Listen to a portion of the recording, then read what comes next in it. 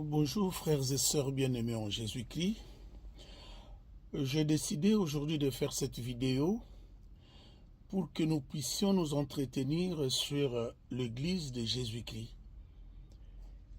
Est-ce que Jésus a-t-il eu la volonté de créer, de fonder une communauté, de fonder une Église? Et comment reconnaître l'Église du Christ? Nous allons essayer de répondre à ces deux questions. Je sais que vous avez déjà eu des enseignements sur ces sujets, mais je voudrais également apporter ma pierre sur cet édifice. Effectivement, Jésus a eu la volonté de fonder une église. Qu'est-ce qui nous amène à dire cela? Allons dans l'évangile de Saint Matthieu, au chapitre 16, à partir du verset 13 jusqu'au verset 19.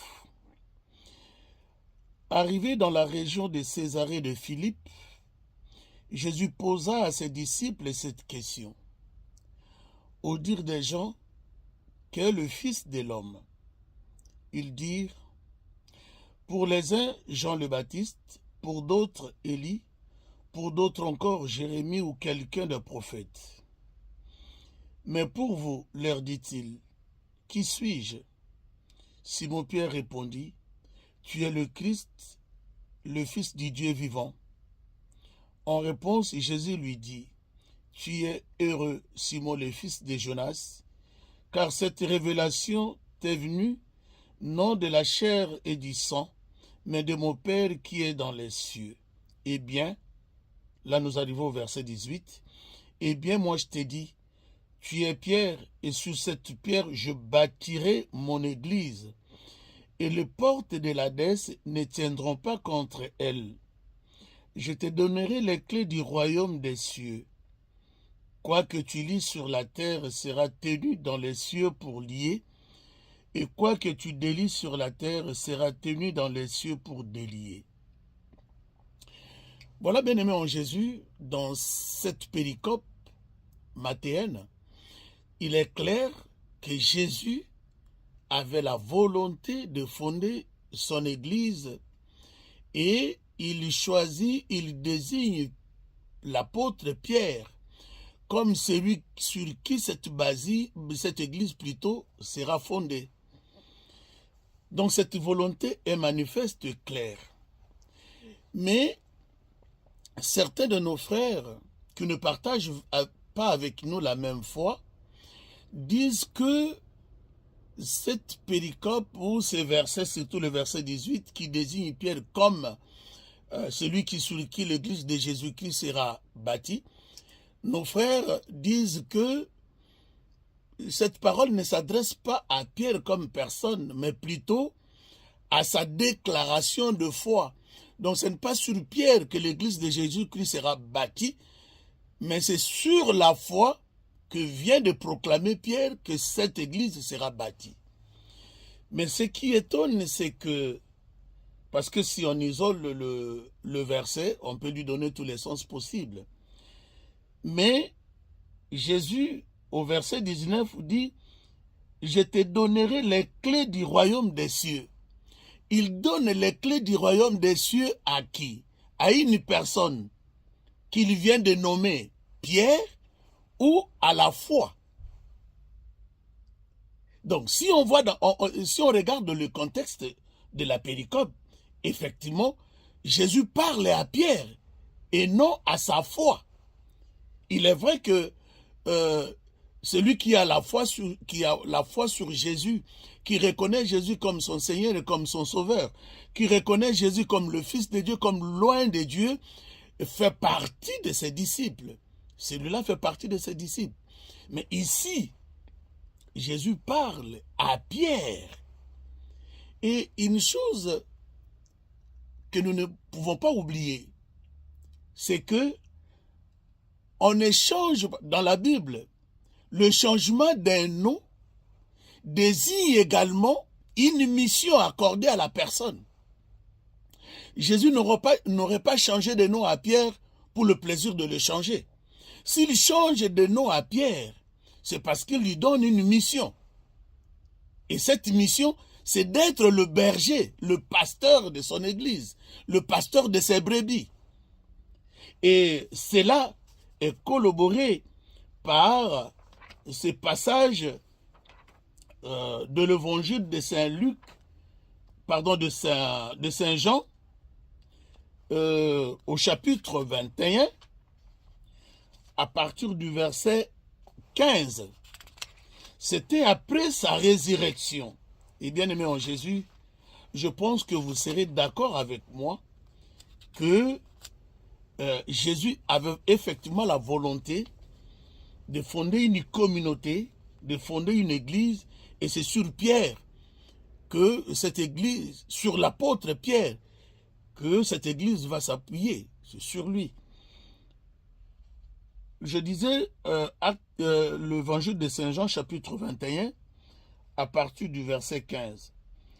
Quand il eut déjeuné, Jésus dit à Simon Pierre, « Simon, fils de Jean, m'aimes-tu plus que ceux-ci » Il lui répondit, « Oui, Seigneur, tu sais que je t'aime. » Jésus lui dit, « Paie mes agneaux. Paie mes agneaux. » Il lui dit à nouveau, une deuxième fois, « Simon, fils de Jean, m'aimes-tu » ? « Oui, Seigneur, lui dit-il, tu sais que je t'aime. » Jésus lui dit, « Paie mes brebis. » Et ainsi de suite. Donc, Jésus laisse la responsabilité de ses brebis à Pierre. Et il faut noter également une chose, que dans le peuple juif, ce nom Pierre n'a jamais existé avant que Jésus ne désigne Simon comme Pierre. Donc c'était quelque chose de nouveau. C'est pour un objectif que Jésus le fait. Il le change de nom parce qu'il va désormais être le responsable de sa femme, de son église. Il va être le pasteur de ses brebis. Si on restons toujours dans l'évangile de Saint Jean, au chapitre 10, pour montrer cette volonté qu'avait Jésus d'avoir une communauté après lui qui va poursuivre son œuvre. Dans l'évangile de Saint Jean, au chapitre 10, verset 16, Jésus dit ceci, « J'ai encore d'autres brebis qui ne sont pas de cet enclos. Celles-là aussi, il faut que je les mène.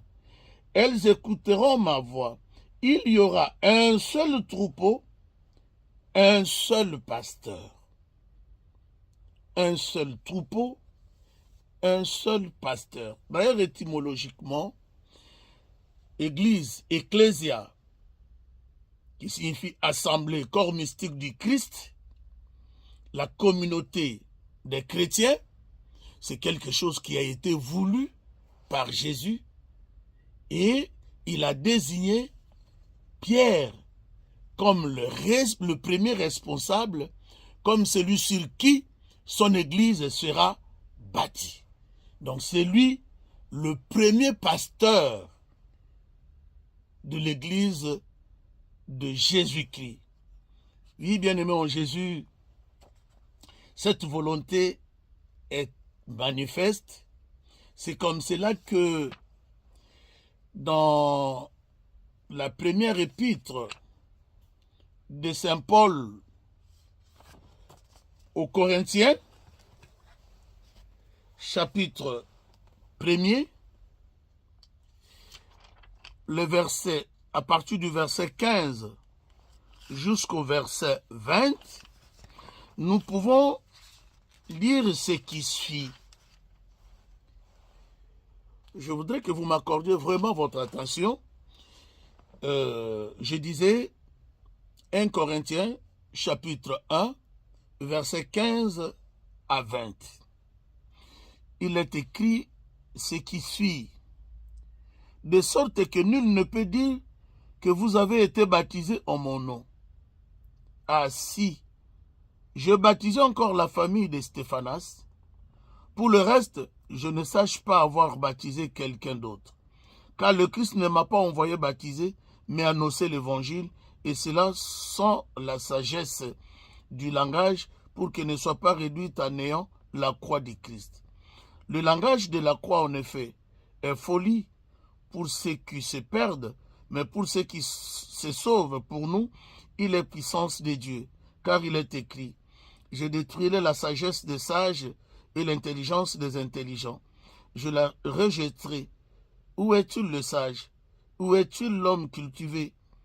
Où est-il le raisonneur de ce siècle? Dieu n'a-t-il pas frappé de folie la sagesse du monde? Dieu n'a-t-il pas frappé de folie la sagesse du monde? Les choses sont tellement claires et que les gens viennent nous dire autre chose que ce qui est dit dans l'Écriture. Mais comment reconnaître cette Église de Jésus-Christ? Il y a 4 caractéristiques. La première caractéristique, c'est l'unité. C'est que l'Église de Jésus-Christ est une. Il n'y en a pas deux. Il n'y a pas 2 églises de Jésus-Christ. Dans 1 Corinthiens, chapitre 12, le verset 12 à 13, Saint Paul dit ceci. « J'entends par là que chacun de vous dit, moi je suis à Paul, et moi à Apollos, et moi à Céphas, et moi au Christ. Le Christ est-il divisé? Serait-ce Paul qui a été crucifié pour vous? Ou bien serait-ce au nom de Paul que vous avez été baptisé? » Saint Paul désigne qu'il n'y a pas une église de Pierre, il n'y a pas une église de Paul, il n'y a pas une église de n'importe quel autre disciple ou apôtre. Mais il n'y a que l'église de Jésus-Christ. Il n'y a que lui qui est mort pour nous. Mais aujourd'hui, est-ce que nous pouvons dire que on peut trouver l'église de Jésus-Christ partout où les gens disent « ça c'est mon église, ça c'est l'église que moi je fondais, ça c'est l'église que moi je créais ». Il n'y a qu'un seul fondateur de l'église, c'est Jésus-Christ. Donc, la première caractéristique, c'est l'unité. L'église du Christ est une, c'est-à-dire qu'elle enseigne et professe une seule et même foi, un seul et un même enseignement, et qu'elle est unie dans son clergé. En effet, l'église est le corps du Christ, et comme tout corps, l'église est animée par une âme qui est le Saint-Esprit, esprit d'unité et de vérité.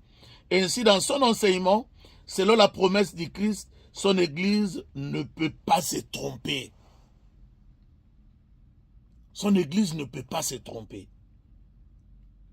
Oui, bien-aimé en Jésus, le problème, il est là. Son église ne peut pas se tromper. Parce que son église est ce que dit Saint Paul dans sa première épître à Timothée, la colonne de la vérité. 1 Timothée, chapitre 3, je m'excuse, 1 Timothée, chapitre 3, verset 15, Saint Paul dit ceci, « Si toutefois je tardais, il faut que tu saches comment te comporter dans la maison de Dieu, je veux dire l'église du Dieu vivant, colonne et support de la vérité. » Colonne et support de la vérité. Il n'y a que cette église-là qui peut nous enseigner la vérité. C'est parce que c'est elle qui a été instituée comme colonne et support de la vérité. Il n'y en a pas deux. Il n'y en a pas deux. Donc l'unité, c'est ça ce qui caractérise, la première caractéristique de l'église du Christ. Je voulais également aussi ce passage de Saint Paul dans l'épître aux Éphésiens au chapitre 4, verset 5. Saint Paul écrit encore ceci, « Pour l'unité, il n'y a qu'un seul corps et qu'un esprit, comme il n'y a qu'une espérance au terme de l'appel que vous avez reçu. Un seul Seigneur, une seule foi, un seul baptême, un seul Dieu et Père de tous, qui est au-dessus de tous et par tous et en tous. Une seule foi.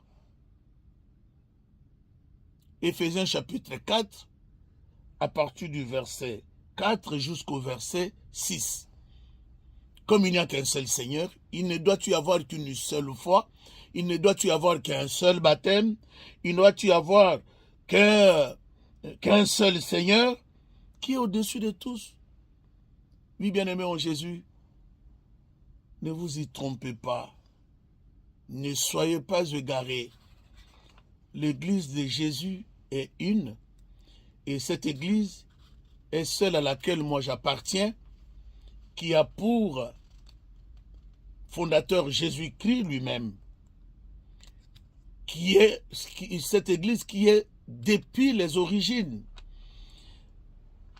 Pour insister encore sur l'unité, je vais lire 1 Corinthiens chapitre 1, verset 10.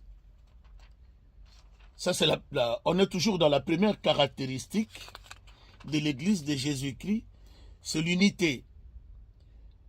Je vous en prie, frères, par le nom de notre Seigneur Jésus-Christ, ayez tous même langage, qu'il n'y ait point parmi vous de divisions, soyez étroitement unis dans le même esprit et dans la même pensée.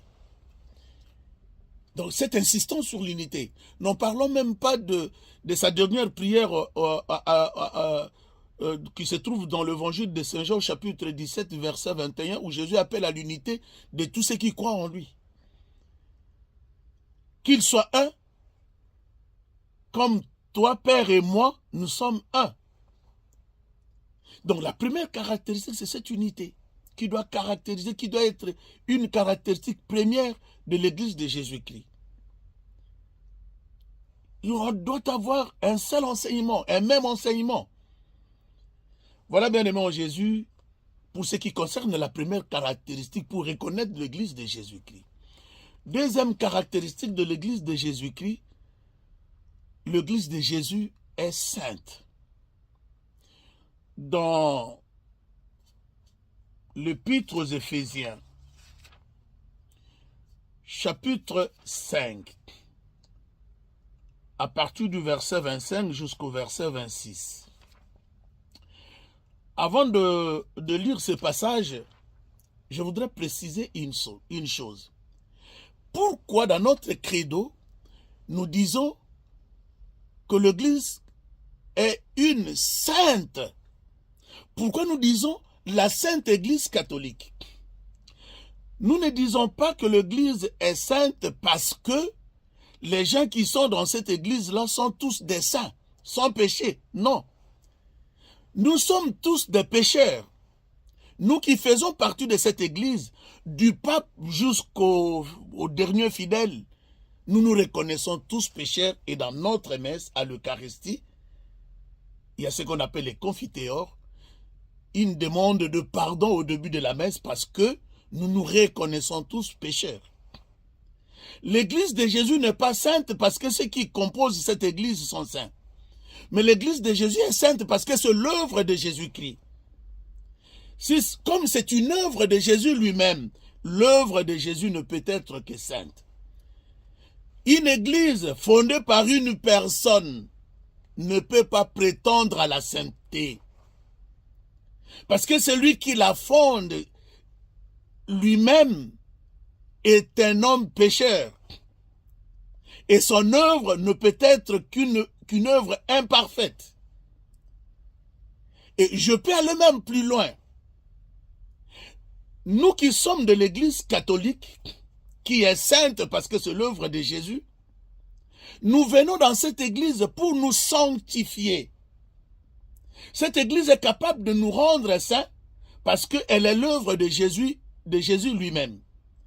Mais une église fondée par quelqu'un qui ne peut pas prétendre la sainteté parce que c'est une œuvre imparfaite créée par une personne humaine, ne peut pas sanctifier.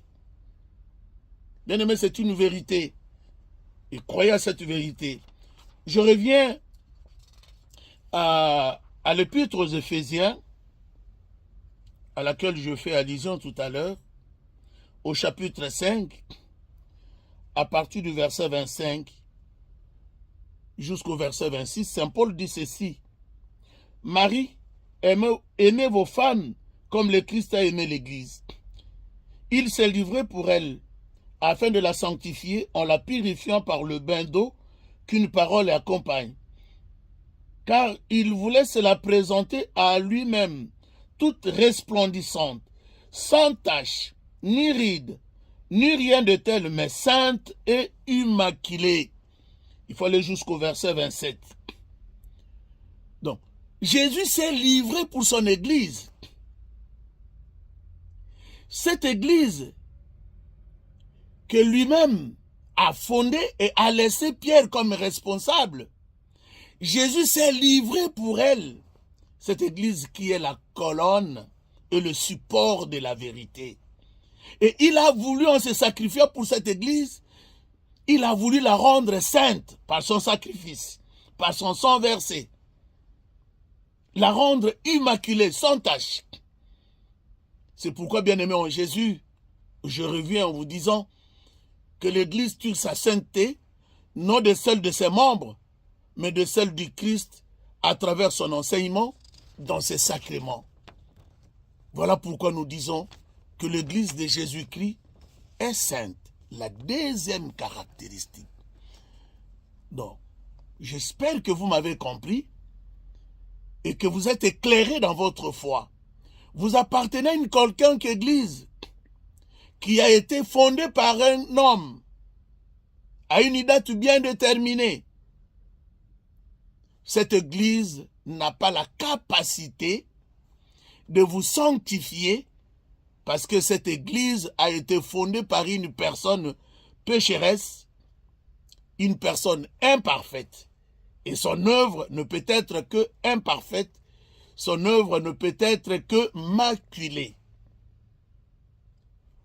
Voilà pourquoi, bien-aimés, cette deuxième caractéristique, elle est celle-là même qui nous permet de reconnaître aussi l'Église de Jésus-Christ. La troisième caractéristique, l'Église de Jésus-Christ est apostolique. C'est-à-dire que l'Église de Jésus-Christ doit remonter jusqu'aux apôtres. L'Église de Jésus-Christ est apostolique. Et le terme apostolique implique une connexion directe avec les apôtres, c'est-à-dire que l'Église du Christ remonte directement aux apôtres à travers une succession d'évêques. La seule Église qui peut prétendre remonter jusqu'aux apôtres, c'est l'Église catholique. La seule. Et je reviendrai sur certaines considérations après. Donc si une Église ne peut pas remonter jusqu'aux apôtres, elle ne peut pas prétendre être l'Église de Jésus-Christ. Et si nous revenons à l'Évangile selon saint Matthieu, au chapitre 16, verset 18, où nous avons entendu Jésus dire à Pierre, « Désormais tu es Pierre, et sur cette pierre je bâtirai mon église. » Et aujourd'hui, nous avons le pape Léon. Le pape Léon a succédé, est venu après le pape. Je ne peux pas parler en termes de succession, parce que tous les papes succèdent plutôt à Pierre. Donc, le pape précédent, François est venu après Benoît XVI, Benoît XVI est venu après Jean-Paul II, et ainsi de suite jusqu'à Pierre. Donc, mon église a une connexion directe jusqu'aux apôtres. Mon église remonte directement aux apôtres. Donc, l'église de Jésus, celle qui doit se réclamer de Jésus-Christ, c'est celle qui peut prouver que qu'elle a une connexion directe avec les apôtres. Et la seule église qui a une connexion directe avec les apôtres, c'est l'église catholique romaine. Voilà pourquoi une église qui vous dira, moi, cette église a commencé à partir de telle date par telle personne, ne peut pas véritablement se réclamer de Jésus-Christ. C'est clair et net.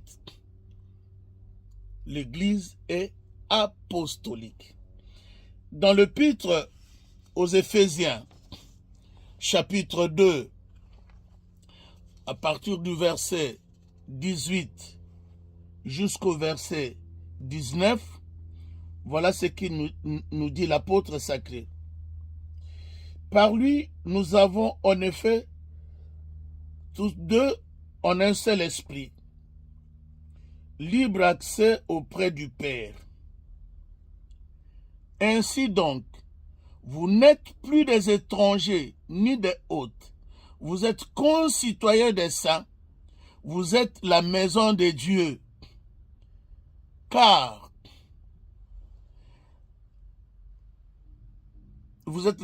la construction que vous êtes a pour fondation les apôtres et prophètes, et pour pierre d'angle le Christ Jésus lui-même. Je reprends le verset 20. Il faut commencer à lire à partir du verset 18 jusqu'au verset 20. Et le verset 20, il dit explicitement ceci. Car la construction que vous êtes a pour fondation les apôtres. A pour fondation les apôtres. La dernière caractéristique, c'est que l'église de Jésus-Christ est catholique. Beaucoup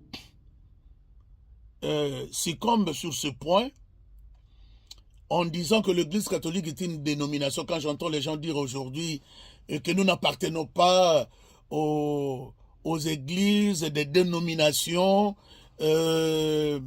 voilà, nous, c'est la Bible, ainsi de suite. Mais l'église catholique veut tout simplement dire l'église universelle. Parce que dans Matthieu chapitre 28, le verset 19, Jésus dit à ses apôtres, allez de par le monde entier et faites de tous les hommes mes disciples.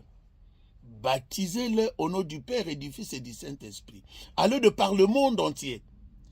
Jésus est venu dans ce monde. Il a trouvé une organisation de croyants dans le judaïsme qui était une église nationale qui appartenait aux Juifs. Tout celui qui ne faisait pas partie de la nation juive était appelé païen. Comme aujourd'hui on en voit. Il y a des églises de noirs, il y a des églises de ceci. Mais Jésus a voulu son église universelle pour tout le monde. Et c'est ce que veut dire le mot catholique, qui vient du grec katholos, qui signifie pour tous, universel. L'église est destinée à toutes les nations, à tous les peuples, et ce, peu importe leurs ethnies ou leur culture.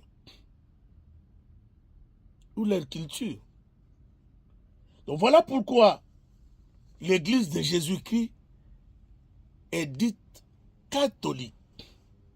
Et vous me direz peut-être que le mot catholique ne se trouve pas dans la Bible. Certainement, il y a beaucoup de choses qui ne se trouvent pas dans la Bible. Et nous avons foi en ces choses. Le mot d'abord, Bible lui-même, ne se trouve pas dans la Bible. Mais nous désignons ces livres qui nous offrent les Écritures saintes par le mot Bible, alors que le mot Bible lui-même ne se trouve pas dans la Bible. C'est seulement en l'an 110, à peu près, que Saint Ignace d'Antioche parle du mot catholique en disant là où se trouve l'église de Jésus-Christ, là où se trouve l'église catholique. C'est-à-dire que l'église universelle, l'église qui appartient à tout le monde. Ce n'est pas une église régionale, ce n'est pas une église tribale ou nationale, mais c'est une église universelle. Moi, je suis aujourd'hui prêtre. Je me trouverai partout ailleurs dans mon église même si je me trouve en Chine ou aux États-Unis ou en Europe, je suis dans mon église. Nous avons la même liturgie.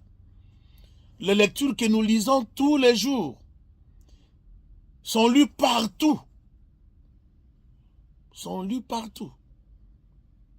Voilà, bien aimé en Jésus, la dernière caractéristique de l'Église est celle d'être catholique universelle. Dans les Actes des Apôtres, au chapitre 9, le verset 31, nous allons lire ce qui suit et je vous demande de me prêter votre attention. Cependant, les églises jouissaient de la paix dans toute la Judée, la Galilée et la Samarie. Elles s'édifiaient et vivaient dans la crainte du Seigneur. Elles étaient comblées de la consolation du Saint-Esprit.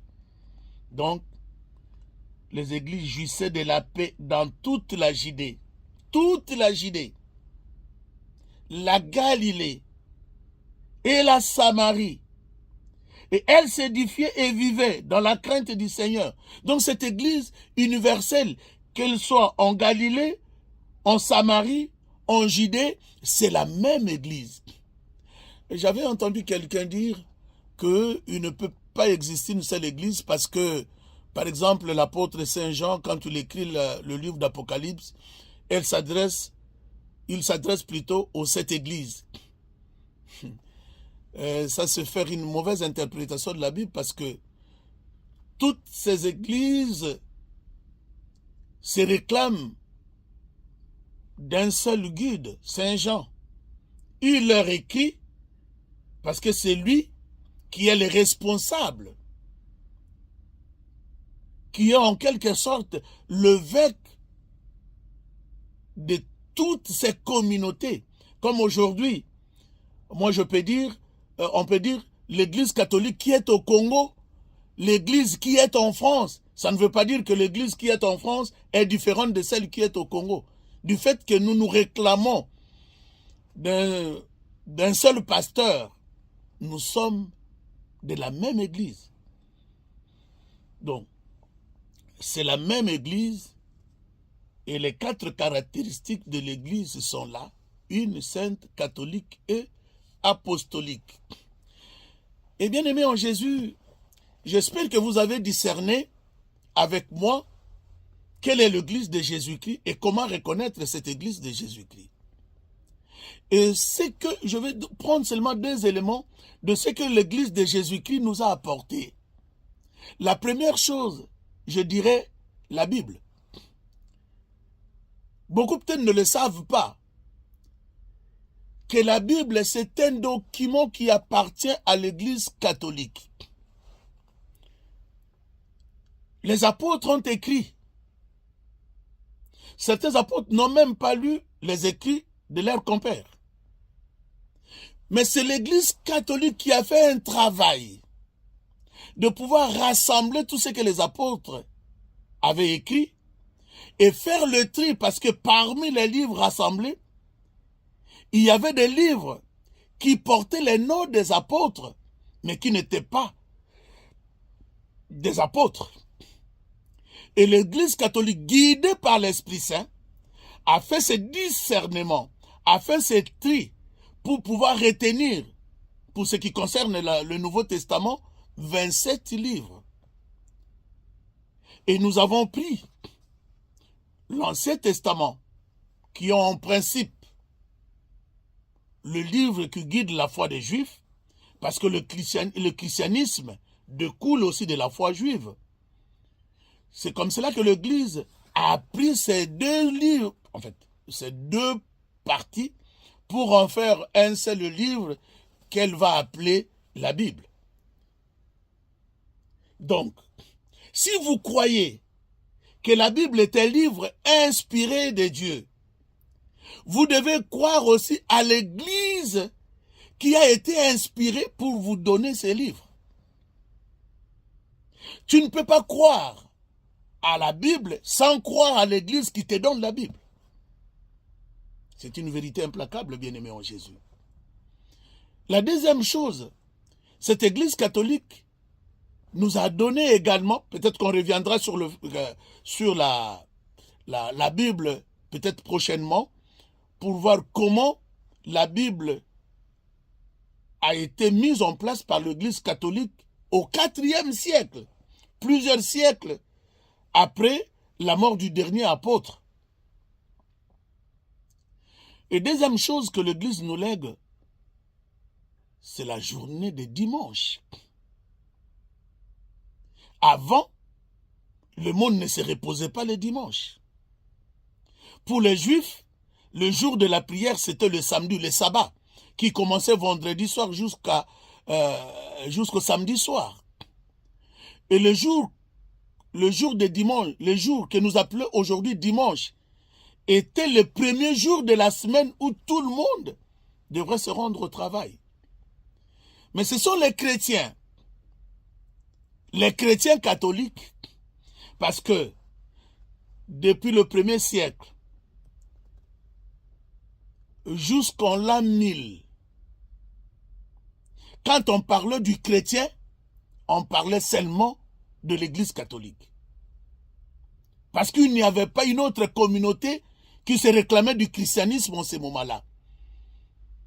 C'est seulement quand nous allons nous séparer, quand les orthodoxes vont se retirer, qu'on va voir une autre communauté qui se réclame du christianisme. Mais sinon, avant, il n'existait qu'une seule communauté des chrétiens, c'est l'Église catholique. Et ce sont ces chrétiens-là qui se sont dit, comme Jésus, notre Seigneur, était ressuscité le premier jour de la semaine, nous allons en faire notre journée de prière. Et ce n'était pas sans peine. Chaque fois qu'on les retrouvait ensemble pour prier, on les arrêtait et on les mettait à mort. On les tuait. C'est seulement quand l'empereur Constantin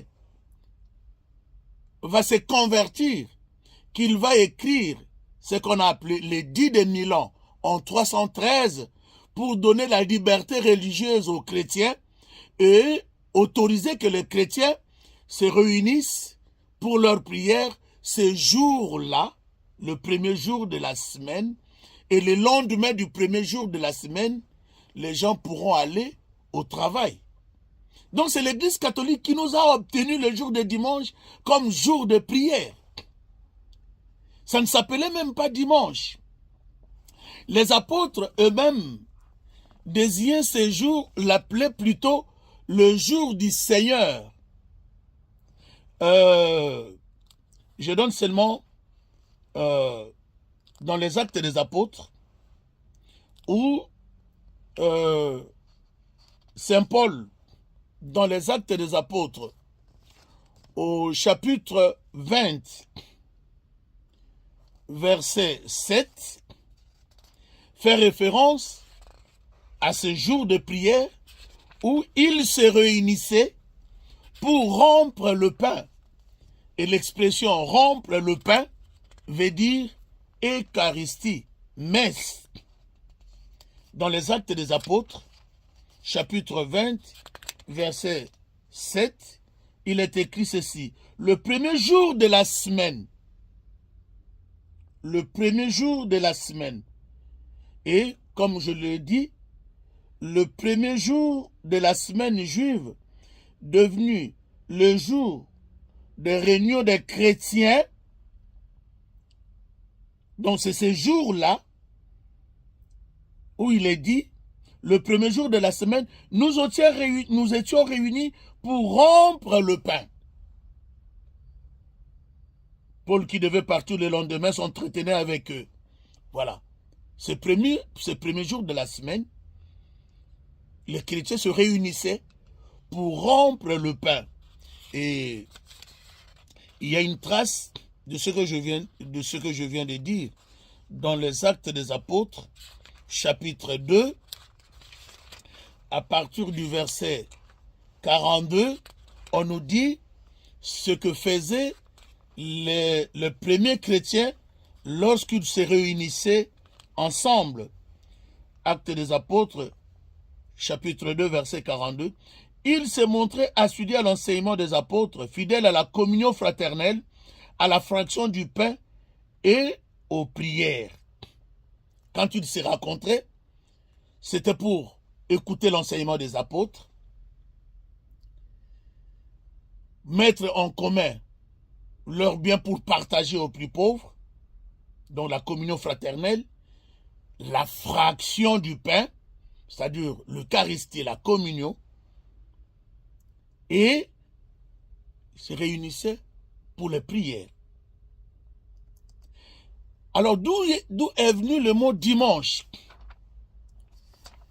Ce premier jour de la semaine, dans le livre de l'Apocalypse, Saint Jean nous dit avoir reçu une vision. Il reçoit cette vision le jour du Seigneur. Il va nommer ce premier jour de la semaine le jour du Seigneur. Livre de l'Apocalypse de Saint Jean, au chapitre 1er, le verset 10, ou le verset 9 à 10. Moi, Jean, votre frère et votre compagnon dans l'épreuve, la royauté et la constance en Jésus. Je me trouvais dans l'île de Patmos à cause de la parole de Dieu et du témoignage de Jésus. J'ai tombé en extase le jour du Seigneur et j'ai entendu derrière moi une voix clamer comme une trompette. Le jour du Seigneur. C'est ce qui a été traduit en latin, dies domini, et qui va devenir dimanche en français. Donc, bien aimés, si vous avez la Bible aujourd'hui, c'est l'Église catholique qui vous l'a donnée. Si vous avez le jour de dimanche aujourd'hui comme jour de prière, c'est l'Église catholique qui vous l'a obtenu au prix des vies de ses fidèles.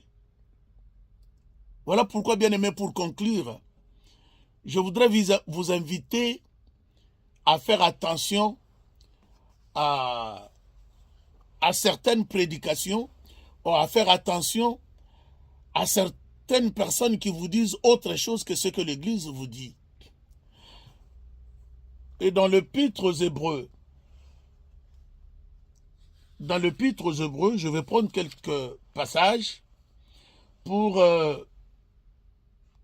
attirer votre attention à ce que vous ne soyez pas égarés, que vous ne vous laissez pas égarer par certaines personnes mal intentionnées. Dans l'Épître aux Hébreux, je disais au chapitre 10, et ce sont des passages qu'ils ont utilisés abusivement.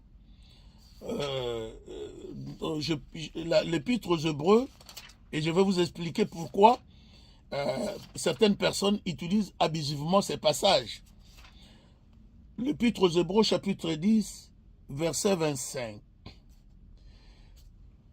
Il est écrit ceci: ne désertez pas votre propre assemblée, comme quelques-uns ont coutume de le faire, mais encouragez-vous mutuellement, et d'autant plus que vous voyez approcher les jours. Ne désertez pas votre propre assemblée, comme certains ont coutume de le faire. Et je disais que ne vous laissez pas abuser par certains qui interprètent mal ces passages. Quand une quelconque église va lire ce passage pour dire à ses fidèles, ne désertez pas votre propre assemblée. Quand cette épître était écrite, il n'y avait aucune autre assemblée, il n'y avait que l'église catholique. Ici, le passage s'adresse aux chrétiens de l'église catholique. Ne désertez pas votre assemblée, comme certains ont coutume de le faire. La même remarque va être approfondie par Saint Jean dans sa première épître, au chapitre 2, à partir du verset 18 jusqu'au verset 19. Petits enfants, voici venue la dernière heure. Vous avez ouï dire que l'Antichrist doit venir, et déjà maintenant beaucoup d'Antichrists sont survenus. À quoi nous reconnaissons que la dernière heure est là. Ils sont sortis de chez nous, mais ils n'étaient pas des nôtres. S'ils avaient été des nôtres, ils seraient restés avec nous. Mais il fallait que fût démontré que tous n'étaient pas des nôtres. Quand Saint Jean écrit cette épître, il n'y avait pas une autre communauté chrétienne. Il n'y avait que la communauté qui était dirigée par les apôtres, dont le premier d'entre eux était Saint Pierre.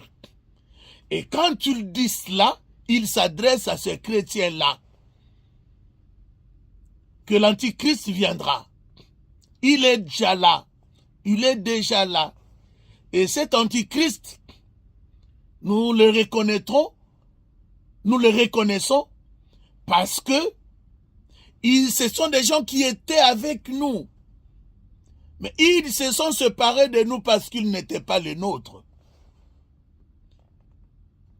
Voilà, bien-aimés en Jésus, ces avertissements que vous devez tenir compte. Ces avertissements dont vous devez tenir compte, bien-aimés en Jésus. Tenez compte de ces avertissements. Ne désertez pas votre propre assemblée. Parce que cette assemblée a été fondée par le Christ lui-même. Et pour terminer, je vais prendre cet avertissement de Saint Paul aux prêtres. J'ai entendu quelqu'un, ça doit être un prédicateur ivoirien, qui lisait un passage de Saint Paul. Il parle de charisme comme de responsabilités dans l'église, comme les responsables dans l'église. Et il dit, voyez, ici l'apôtre, il attribuait même cette parole à Jésus. Et ici Jésus dit que dans son église, on va trouver les apôtres, on va trouver les prophètes, mais il ne parle jamais de prêtres. Oui, comme l'ignorance peut tuer aussi. Alors que le passage de Saint Paul parle de charisme. Mais ici, nous parlons des responsables. Et lorsque Paul dit au revoir aux responsables de l'Église dans les Actes des Apôtres, au chapitre 20, il réunit ces apôtres étaient appelés, ces responsables étaient appelés des anciens. Et un ancien, en grec, c'est un prêtre, presbytéroi. D'où est venu notre mot prêtre. Voilà pourquoi je disais, comme l'ignorance tue aussi. Chez moi au Congo, on dit Kozanga koye bezaliwa ya ndambo. Donc dans les Actes des Apôtres, chapitre 20, à partir du verset 28, Saint Paul s'adresse de cette manière aux anciens, donc aux prêtres qu'il avait institués. Il dit ceci: soyez attentifs à vous-mêmes et à tous les troupeaux dont l'Esprit Saint vous a établi gardiens pour paître l'Église de Dieu qu'il s'est acquise par le sang de son propre Fils. Je sais qu'après mon départ, il s'introduira parmi vous des loups redoutables qui ne ménageront pas le troupeau et que du milieu même de vous s'élèveront des hommes tenant des discours pervers dans le but d'entraîner les disciples à leur suite. C'est pourquoi soyez vigilants, vous souvenant que 3 années durant, nuit et jour, je n'ai cessé de répondre avec larmes certains d'entre vous. Ils s'introduiront des loups parmi, et même ces loups-là se trouvent parmi vous, pour égarer le peuple de Dieu. Bien-aimés, que ces quelques avertissements nous aident à tenir ferme dans notre foi, pour que rien ne puisse nous égarer et nous éloigner de l'Église du Christ qu'il a voulu une sainte, catholique et apostolique. Que Dieu vous bénisse. Amen.